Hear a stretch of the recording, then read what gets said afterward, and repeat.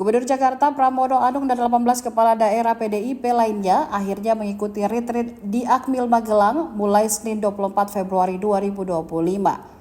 Mereka bergabung dengan 51 kader PDIP yang sudah berada di Akmil sejak hari pertama.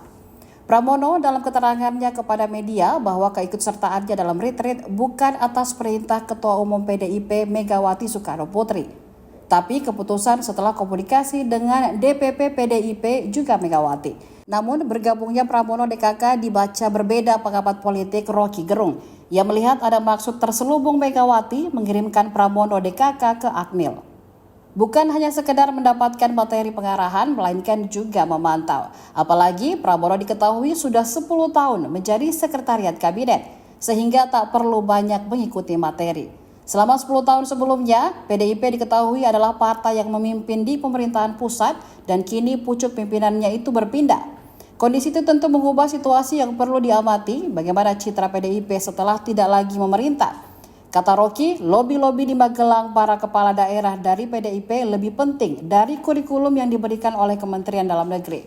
Dengan mengetahui kondisi daerah, PDIP bisa memiliki pandangan baru dalam meramu kebijakan politik di level nasional dan lokal.